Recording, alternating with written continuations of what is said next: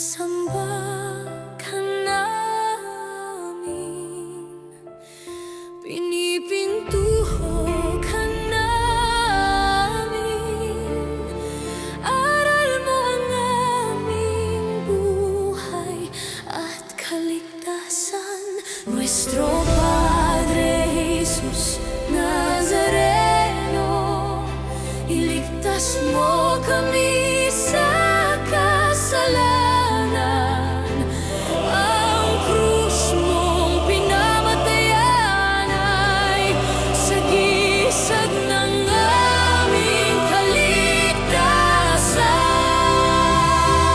Nuestro Padre Jesus Nazareno, dinaranggal ka namin. Nuestro Padre Jesus Nazareno, niluluwalhati ka namin. Nuestro Padre Jesus Nazareno, dinaranggal ka namin. Nuestro Padre Jesus Nazareno, niluluwalhati ka namin. Nuestro Padre Nazareno, sinasamba ka namin, pinipintuho ka namin. Aral mo ang aming buhay at kaligtasan. Nuestro Padre Jesus Nazareno, iligtas mo kami sa kasalanan. Ang krus mong pinamatayan ay sagisag ng aming kaligtasan. Nuestro Padre Jesus Nazareno, dinaranggal ka namin. Nuestro Padre Jesus Nazareno, niluluwalhati ka namin. Nuestro Padre Jesus Nazareno, dinaranggal ka namin. Nuestro Padre Jesus Nazareno, niluluwalhati ka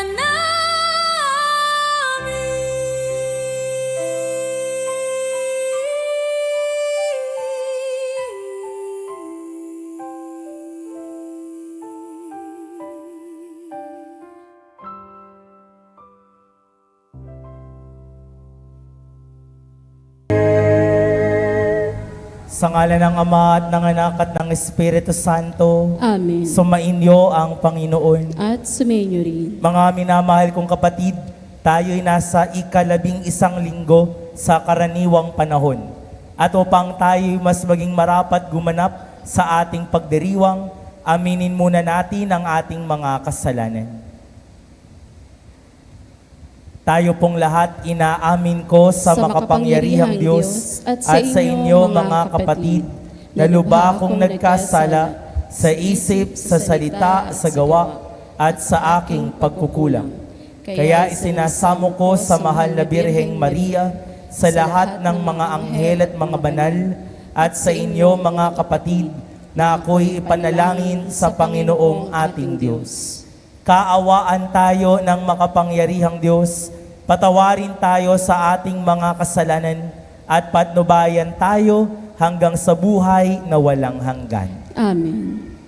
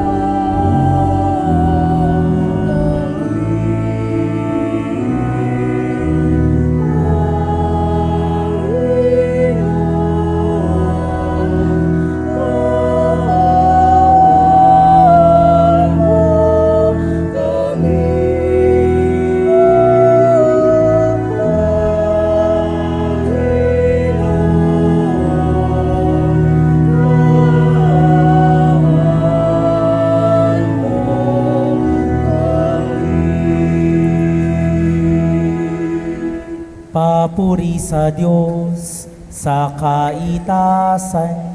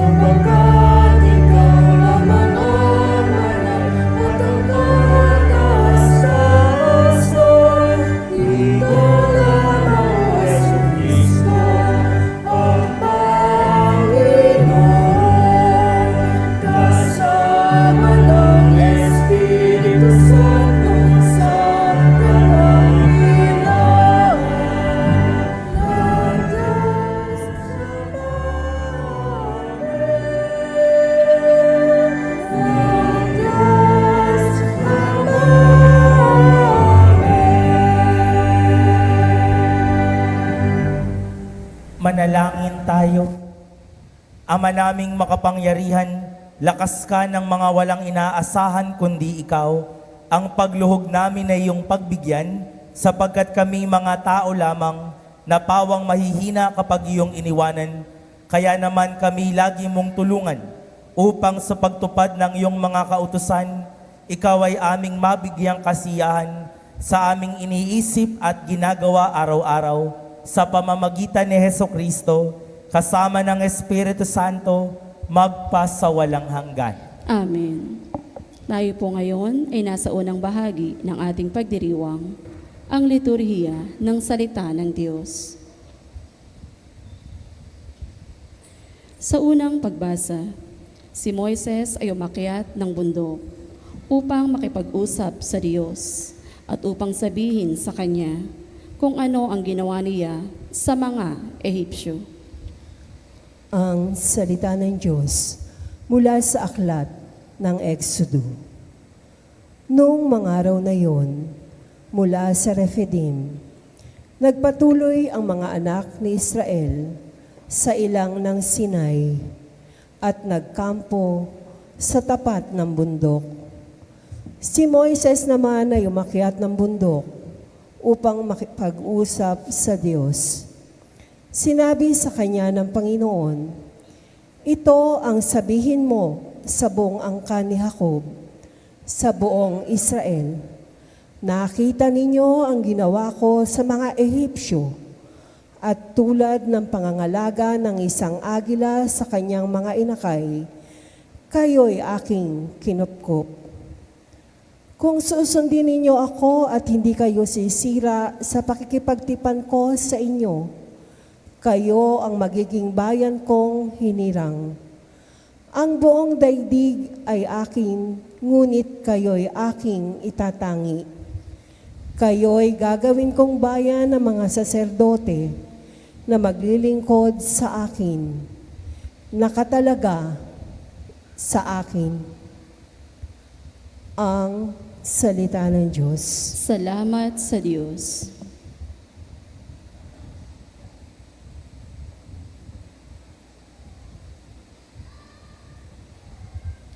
Salmong tugunan. Lahat tayo ay kanyang bayan, kabilang sa kanyang kawan. Tayo pong lahat. Lahat tayo ay kanyang bayan, kabilang sa kanyang kawan.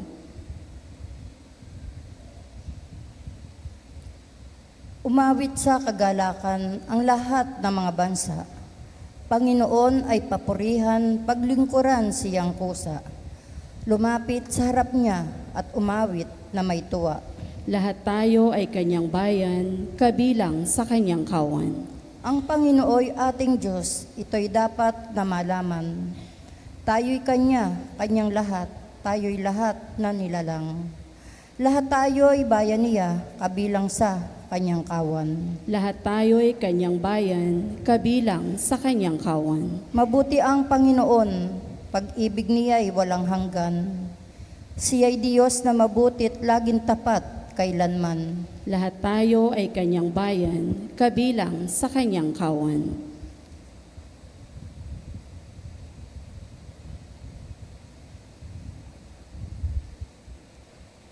Sa ikalawang pagbasa, itinuturo ni Apostol San Pablo na ang pag-aalay ng buhay ni Kristo sa mga makasalanan ay upang maipadama sa atin ng Diyos ang kanyang pag-ibig sa atin. Ang salita ng Diyos mula sa sulat ni Apostol San Pablo sa mga taga-Roma. Mga kapatid, noong tayo'y mahihina pa, namatay si Kristo sa takdang panahon para sa mga makasalanan. Mahirap mangyaring ialay ninuman ang kanyang buhay alang-alang sa isang taong matuwid, bagamat maaaring may mga has na gumawa nito alang-alang sa isang mabuting tao. Ngunit ipinadama ng Diyos ang kanyang pag-ibig sa atin nang mamatay si Kristo para sa atin noong tayo'y makasalanan pa. At ngayong napawalang sala na tayo sa pamamagitan ng kanyang dugo, lalo nang tiyak na maliligtas tayo sa poot ng Diyos sa pamamagitan niya.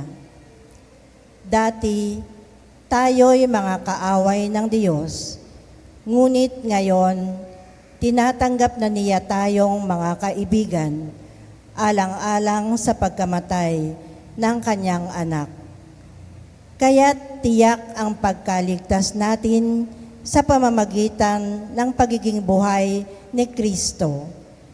Hindi lamang ito, nagagalak tayo't nagpupuri sa Diyos sa pamamagitan ng ating Panginoong Hesukristo, sapagkat dahil sa Kanya ay tinanggap tayo ng Diyos na mga kaibigan niya.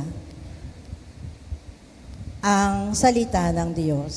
Salamat sa Diyos. Sa mabuting balita, ipinapakita ang pagkahabag ni Jesus sa napakaraming tao, kaya't binigyan niya ng kapangyarihang magpalayas ng masasamang espiritu at magpagaling ang 12 alagad. Tumayo po ang lahat, tayo po ay magbigay galang sa mabuting balita ng Panginoon.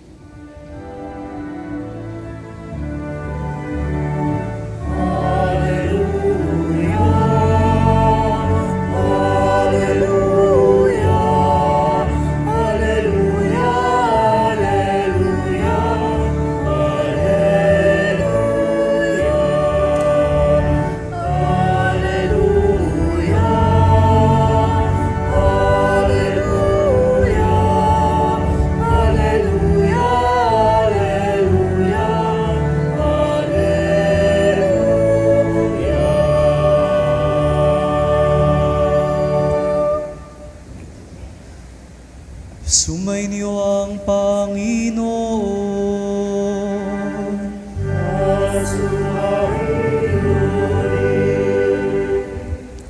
Ang mabuting balita ng Panginoon ayon kay San Mateo.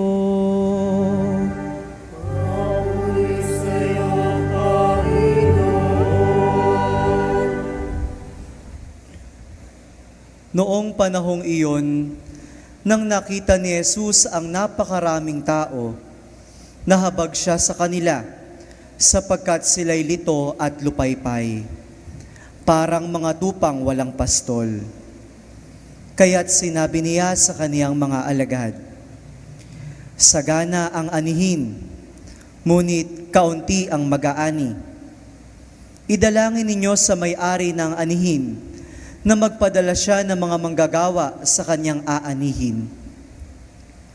Tinipon ni Jesus ang 12 alagad at binigyan ng kapangyarihang magpalayas ng masasamang espiritu at magpagaling ng mga may karamdaman. Ito ang pangalan ng 12 apostol. Si Simon na tinatawag na Pedro at si Andres na kaniyang kapatid, sina Santiago at Juan na mga anak ni Zebedeo, sina Felipe at Bartolome, si Tomas at si Mateo na publikano, si Santiago na anak ni Alpeo at si Tadeo, si Simong Makabayan at si Judas Iscariote ang nagkanulo kay Jesus. Ang 12 ito'y sinugo ni Jesus at kanyang pinagbilinan. Huwag kayong pupunta sa lugar ng mga hentil o sa alinmang bayan ng mga Samaritano. Sa halip, ay hanapin ninyo ang mga nawawalang tupa ng sambahayan ng Israel. Humayo kayo at ipangaral ninyo na malapit ng maghari ang Diyos. Pagalingin ninyo ang mga may sakit at buhayin ang mga patay. Pagalingin ninyo ang mga ketongin at palayasin ang mga demonyo. Yamang tumanggap kayo ng walang bayad, magbigay naman kayo ng walang bayad. Ang mabuting balita ng Panginoon.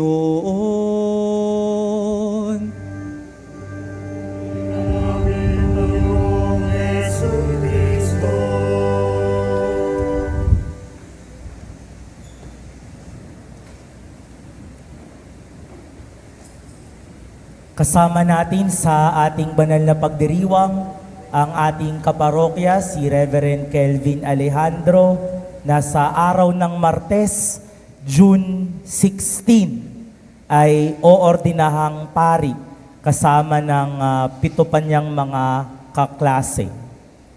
Ang mga diakono nakapagse-sermon ho sana. Kaya lang ho sa isang linggo na paglagi ni Kelvin dito, sa tuwing ako ang kasabay niya, pinagse-sermon ko siya. Baka sabihin ni Reverend, di na ako nag-prepare. Pero bukas ikaw na lang magbinyag. Saka sa mga misa bukas ikaw na. Ngayon lang. Nung ako ay elementary, grade 6, natatandaan ko, araw ng Biyernes, isang araw ng Biyernes, kapag last period, 3 o'clock, sa St. Paul, Santa Maria, ang nagtuturo sa amin, siguro ganun din sa ibang mga eskwelahan, ang nagtuturo ng last period sa Friday ay yung class advisor. Para kung may mga ibibilin siguro. At nung araw na yon, Friday, alas 3, ang gulo-gulo ng classroom namin. Sali-saliwa yung mga upuan, madaming mga nakasulat sa blackboard, madaming papel sa sahig. Pumasok yung class advisor namin at nagbura ng blackboard. Inayos yung mga upuan. Nagwalis ng sahig. Walang itinuro. Iniayos lang niya yung classroom. Nagbell ng alas 4, uwian na, walang sinabi yung advisor namin. Dumating yung araw ng Lunes, hindi kami kinibo ng class advisor namin. Martes, Miyerkules, Huwebes, walang kibuan. Hanggang dumating na naman yung Biyernes, alas 3 ng hapon, at nagsimula ang advisor namin a very long sermon about initiative. Initiative. At sa dami ng tinuro niya, isang linya ang tumatak sa isip ko. Initiative is doing the right things even if you are not told to do so. Doing the right things even if you are not told to do so. Gagawin ko kahit hindi iniutos. Gagawin ko yung tama kahit walang nagsabi. That is initiative. Our set of readings today, 11th Sunday in Ordinary Time, talks about divine initiative. God's initiative. In our first reading today from the book of Exodus, God reminds Moses and the Israelites, "You are precious to me. Mahalaga kayo sa akin. Para akong agila, kayo ang aking mga inakay. Aalagaan ko kayo, iingatan ko kayo, poproteksyonan ko kayo." Now, my dear brothers and sisters, you should ask, why? Bakit ba mahalaga ang Israel sa Panginoon? Nag-request ba ang Israel? Lord, kami na lang ang bayan mo, ha? Nagtaas mo sila ng kamay? Lord, kami ang piniling bayan. Kami ang mahalin mo. Nagtaas ba sila ng kamay? Nag-volunteer ba sila? Hindi. Minahal sila ng Diyos out of His own initiative. Divine initiative. In our second reading today, from the letter of St. Paul to the Romans, we have heard that Jesus died for our sins even though we are still sinners.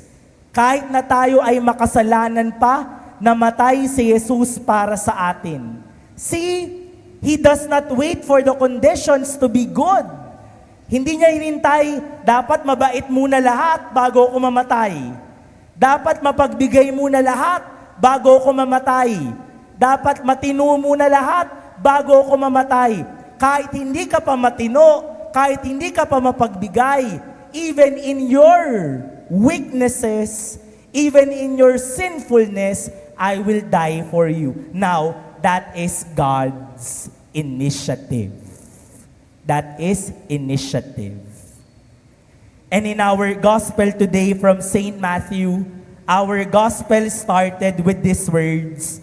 Nang makita ni Jesus ang napakaraming tao, nahabag siya sa kanila sapagkat sila ay lito at lupaypay. Ngayon, sensitive si Jesus. Inintay pa ba niyang yung mga tao ay magreklamo, Lord, kanina pa kami dito, gutom na gutom kami. Lord, kanina pa kami dito, init na kami, lupaypay kami. Nag-intay pa ba siya ng reklamo? Nag-intay pa ba siya na may masabi yung mga tao? Wala. Nung makita niya na sila ay lito at lupaypay, Jesus did. He called the 12, He named them, and He sent the 12 to minister to the people. Now, that is initiative. Di na siya nag-intay na may magreklamo. Hindi na siya nag-intay na may magwelga. Gutom na kami. Ang tagal-tagal namin dito. Wala. His initiative, He called the 12 apostles, He named them, and then He sends them to minister to them. And so you see, spread across all readings, our theme, divine initiative. God's initiative. And remember that. God always make the first move. He always take the first step. Divine initiative. And isn't it true in our everyday life? Hindi ba yan totoo sa buhay natin? Sige nga ho, pwede tayong magpatotoo na maraming beses sa buhay natin, totoo ang divine initiative. Paano mo nasabi, Father?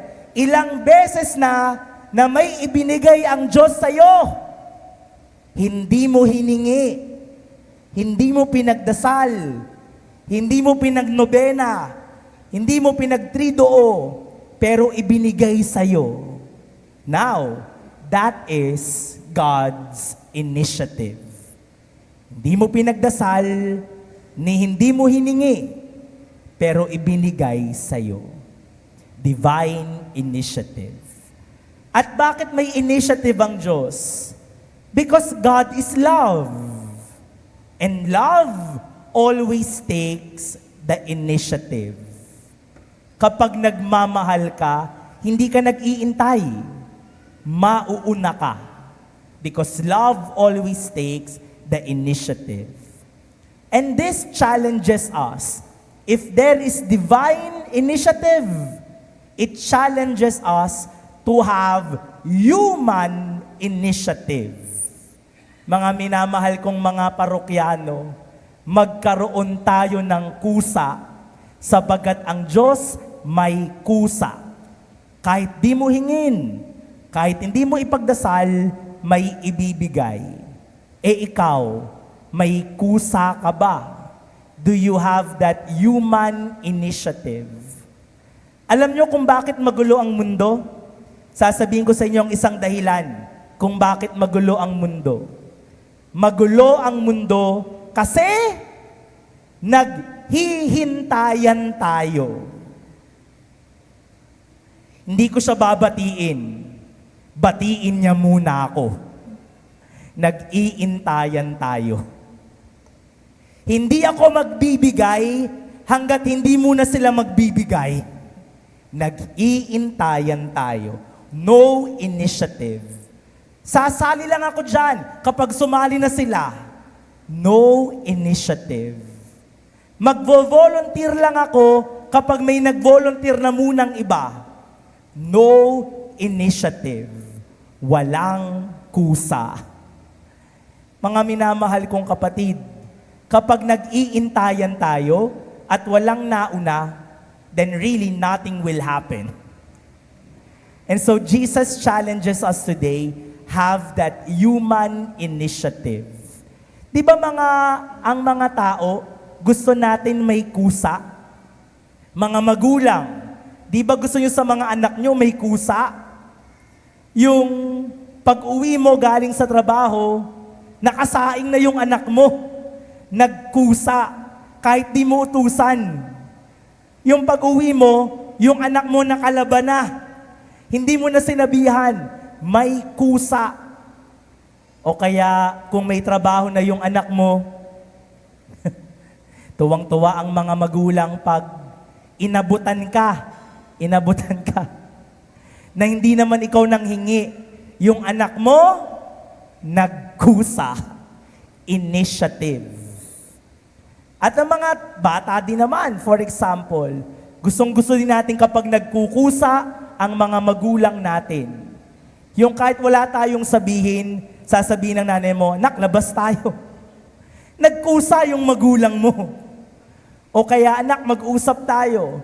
Hindi ka na nagset ng schedule, siya mismo nakaramdam na kailangan kang kausapin. May kusa. Human initiative. O yung nangutang sa'yo, di mo na siningil. Nagkusang magbayad. O, that is good news. Human initiative. My dear brothers and sisters, bakit magulo ang mundo? Kasi nag-iintayan tayo. Hindi ko gagawin yan hanggat walang nauuna. Kung walang mauna. And so Jesus tells us today, have that human initiative. Naiintindihan ko din kung bakit maraming mga tao ayaw mag-initiate ng mga bagay-bagay. Alam nyo kung bakit din maraming mga tao takot sa initiative? Kasi yung mga taong may initiative, kapag nakita ng ibang mga tao, sasabihin ng mga tao, ay bida-bida yan. Ay nagmamagaling. Ay nagmamahusay. Diba? Aminin natin, yung mga mauuna, sasabihin natin, galing-galingan yan. Mahusay yan. Jollibee yan. Kaya maraming takot magkaroon ng initiative. Kasi natatakot sila sa sasabihin ng mga tao na nagmamarunong sila at nagmamagaling. But Jesus tells us today, have that human initiative. My dear brothers and sisters, sana ang mga parokyano natin may kusa. Hindi parang robot, hindi parang desusi, may kusa. Kahit hindi sabihin, kahit hindi utusan, what is initiative? Doing the right things, even if you are not told to do so.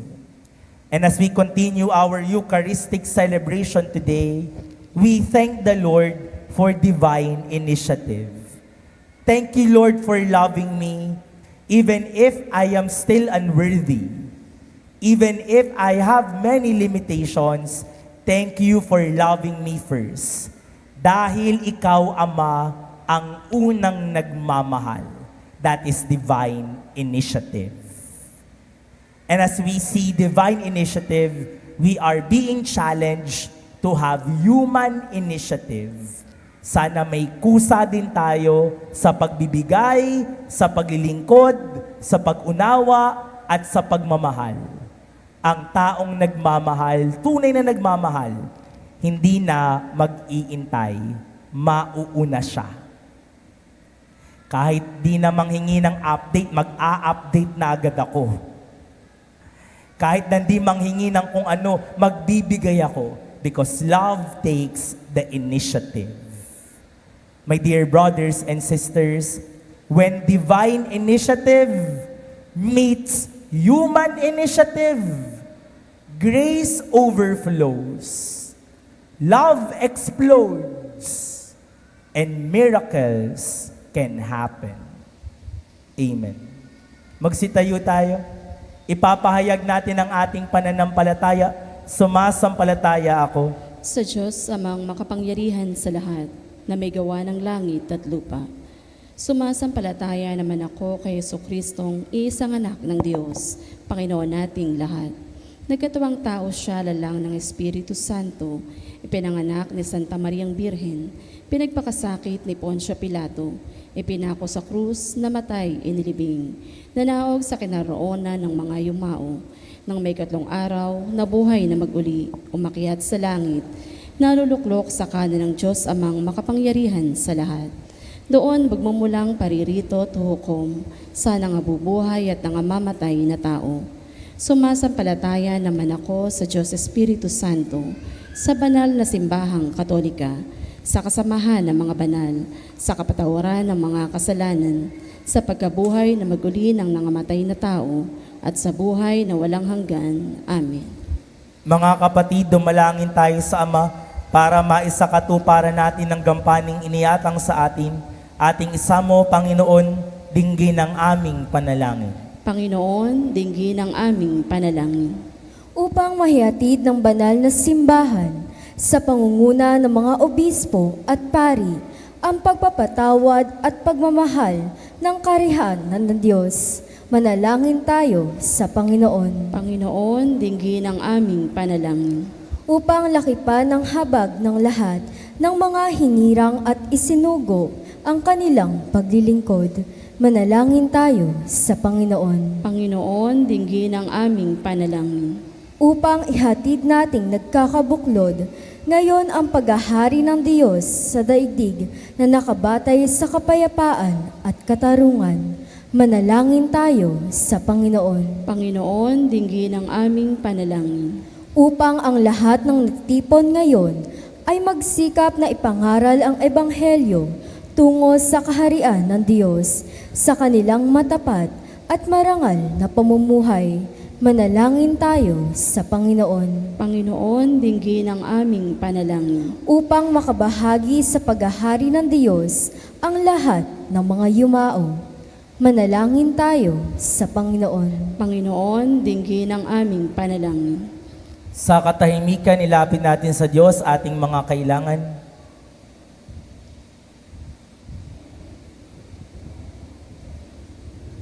Amang maawain, dinggin ang aming panalangin. Maayatid nawa namin sa lahat ang mabuting balita sa pamamagitan ni Kristo ng aming Panginoon ngayon at magpasawalang hanggan. Amen. Tayo po ngayon ay nasa ikalawang bahagi ng ating pagdiriwang, ang liturhiya ng Eucharistia.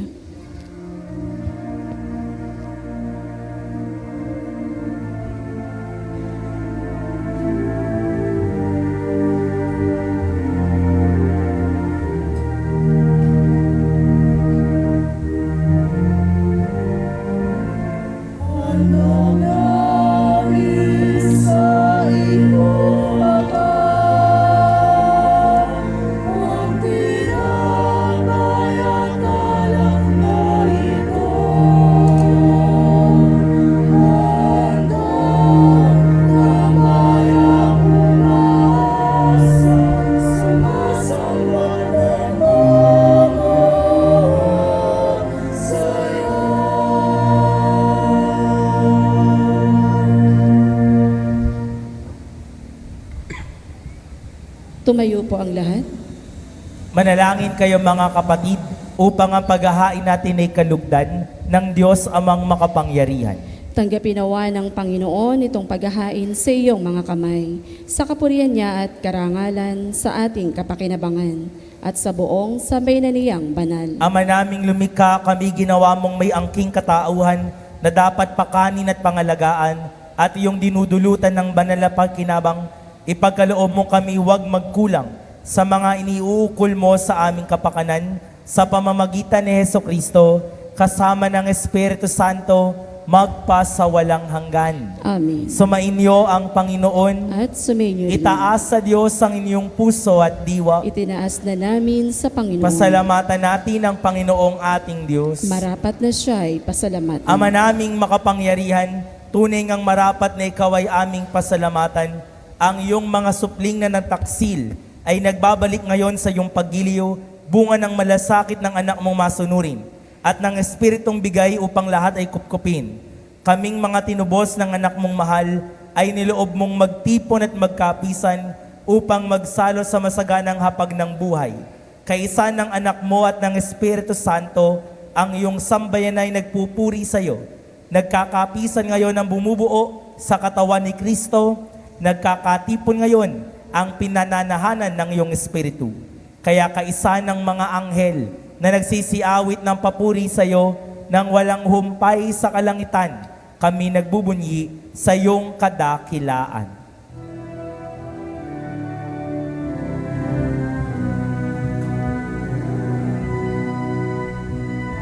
Santo, Santo, Santo, Panginoon Diyos na mga hukbo, napupuno ang langit at lupa ng kadakilaan mo. Hosana sa kaitaasan, pinagpalang ng paririto sa ngalan.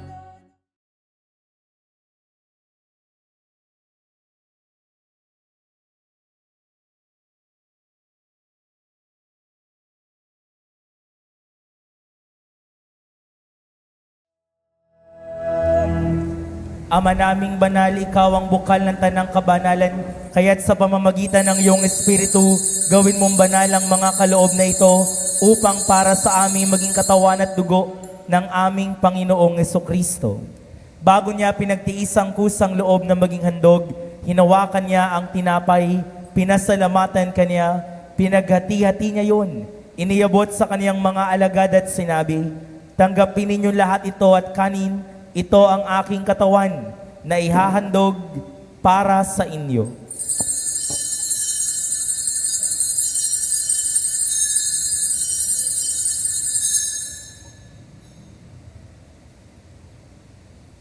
Gayun din naman noong matapos ang hapunan, hinawakan niya ang kalis, muli kanyang pinasalamatan, iniabot niya ang kalis sa kanyang mga alagad at sinabi, "Tanggapin ninyo lahat ito at inumin. Ito ang kalis ng aking dugo, ng bago at walang hanggang tipan. Ang aking dugo na ibubuhos para sa inyo at para sa lahat, sa kapagpapatawad ng mga kasalanan, gawin ninyo ito sa pag-alaala sa akin."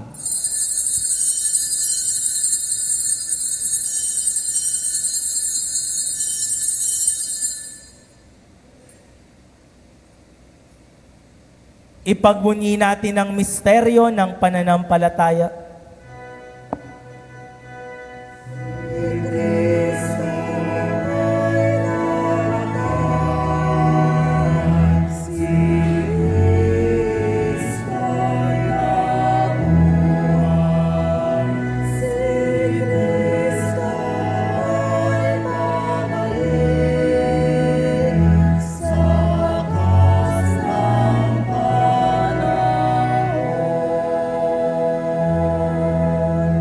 Ama, ginagawa namin ngayon ng pag-alaala sa pagkamatay at muling pagkabuhay ng iyong anak.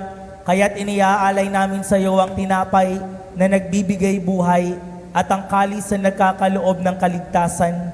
Kami nagpapasalamat dahil kami iyong minarapat na tumayo sa harap mo para maglingkod sa iyo. Isinasamo namin kaming magsasalo-salo sa katawan at dugo ni Kristo ay mabuklod sa pagkakaisa sa pamamagitan ng Espiritu Santo. Ama, lingapin mo ang iyong simbahang laganap sa buong daigdig. Puspusin mo kami sa pag-ibig, kaisa ni Leon na aming Papa at ni Dennis na aming Obispo at ng Tanang Kaparian. Alalahanin mo rin ang mga kapatid naming nahimlay nang may pag-asang sila'y muling mabubuhay. Gayun din ang lahat ng mga pumanaw. Kaawaan mo sila't patuloyin sa iyong kaliwanagan. Kaawaan mo't pagindapating kaming lahat na makasalo sa iyong buhay na walang wakas.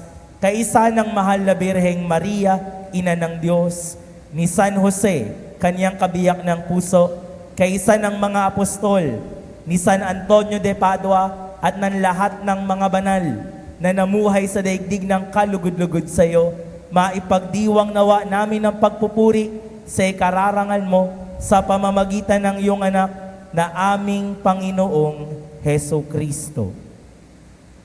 Sa pamamagitan ni Kristo, kasama niya at sa Kanya, ang lahat ng parangal at papuri ay sa iyo, Diyos amang makapangyarihan, kasama ng Espiritu Santo, magpa sa walang hanggan.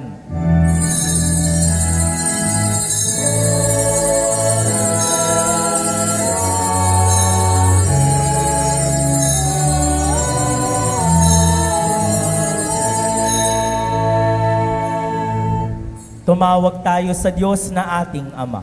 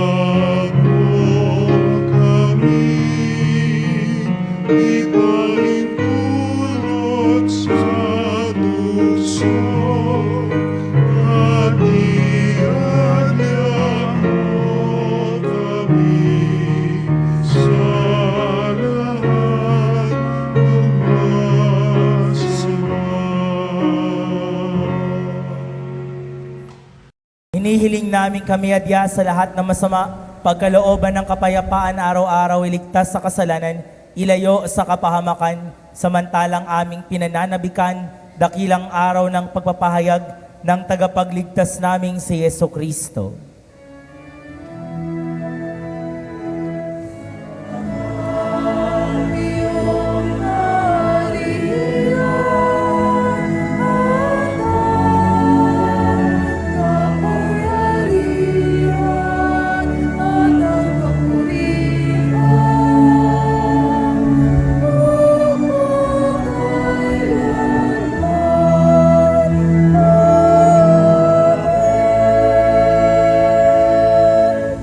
Panginoong Jesucristo, sinabi mo sa iyong mga apostol, kapayapaan ang iniiwan ko sa inyo, ang aking kapayapaan ang ibinibigay ko sa inyo. Tunghayan mo ang aming pananampalataya at wag ang aming mga pagkakasala. Pagkalooban mo kami ng kapayapaan at pagkakaisa ayon sa iyong kalooban, kasama ng Espiritu Santo, magpa sa walang hanggan. Amen. Ang kapayapaan ng Panginoon ay laging sumainyo. At sumainyo rin. Magbigayan kayo ng kapayapaan sa isa't isa.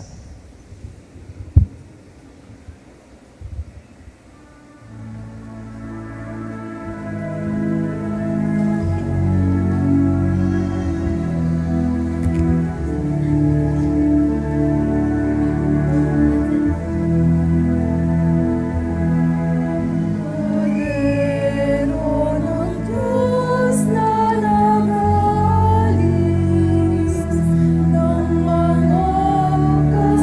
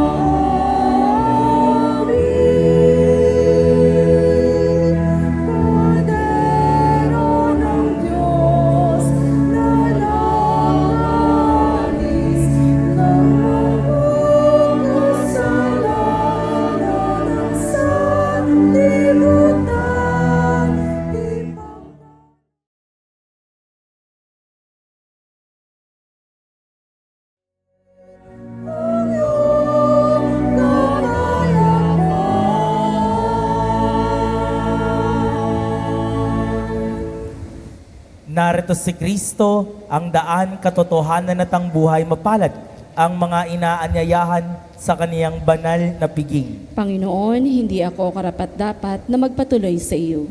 Ngunit sa isang salita mo lamang ay gagaling na ako.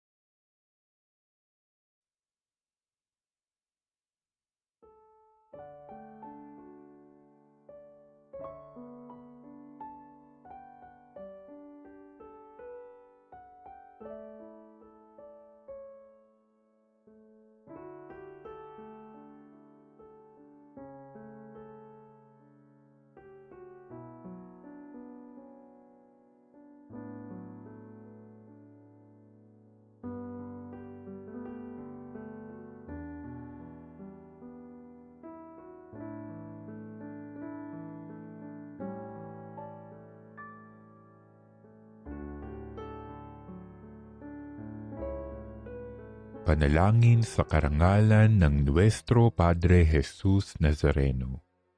O Jesus Nazareno, katamis-tamisan naming manunubos, sa harap mo ngayon naririto kami't nangangayupapa at nagsisisi ng taos-puso sa aming pagiging walang turing sa iyo at paglimot sa di mabilang na mga biyaya mo, lalong-lalo na yaong mahalagang biyaya ng pagtutubos. Dinaramdam namin at pinagsisisihang labis, Panginoon ko, ang pagkakasala namin sa iyo. Ikinalulungkot namin ang pagiging dahilan ng pagpapasan mo ng krus na iyan sa gitna ng mga hirap at kapaitan, hanggang sa inihandog mo ang iyong buhay sa bundok ng Kalbaryo, sa pagkaibig mo lamang na matubos kami at ang sangkatauhan mula sa sala. Pakabanalin mo, O Panginoon, ang aming pagnanais at ipagtanggap mo sa amin ang iyong biyaya. Maging tagapamagitan nawa ang iyong ina, ang kalinis-linisang Birheng Maria.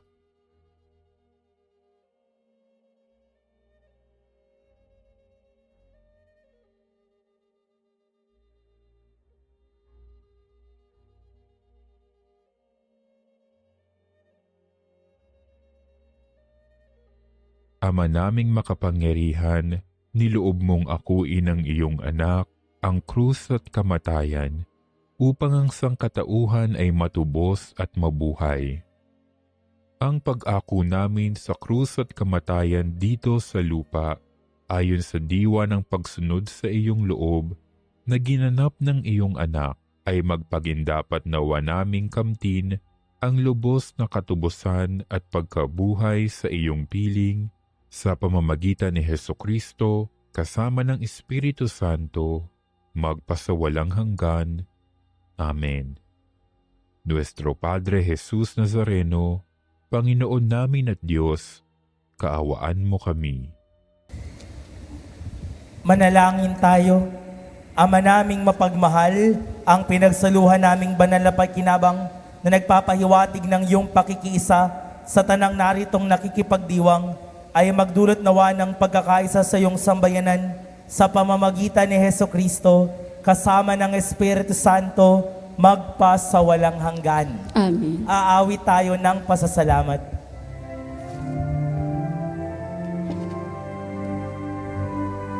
Salamat, Panginoon, salamat.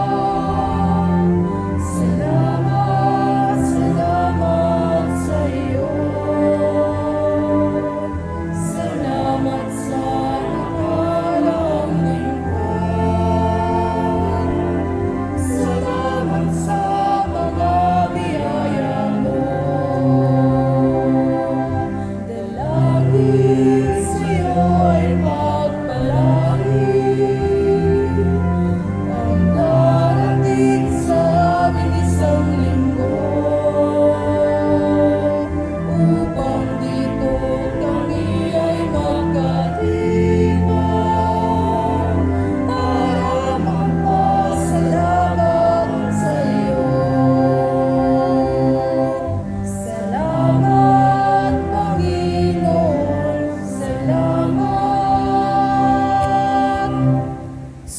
Sumainyo ang Panginoon. At sumainyo rin. At pagpalain kayo ng makapangyarihang Diyos, Ama at ng Anak at ng Espiritu Santo. Amen. Humayo kayo sa kapayapaan upang ang Panginoon ay mahalin at paglingkuran. Salamat sa Diyos.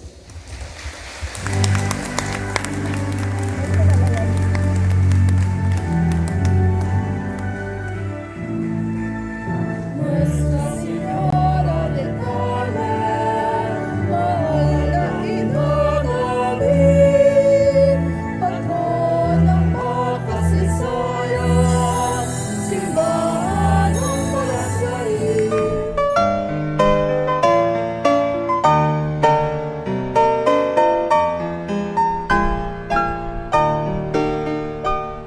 Nuestro Padre Jesús Nazareno, sinasamba ka namin, pinipintuho ka namin, aral mo ang aming buhay at kaligtasan. Nuestro Padre Jesús Nazareno, iligtas mo kami sa kamatayan, ang krus mong pinamatayan ay sagisag ng aming kaligtasan. Nuestro Padre Jesus Nazareno, dinarangal ka namin. Nuestro Padre Jesus Nazareno, inulwalhati ka namin. Nuestro Padre Jesus Nazareno, inarangal ka namin. Nuestro Padre Jesus Nazareno, inulwalhati ka namin.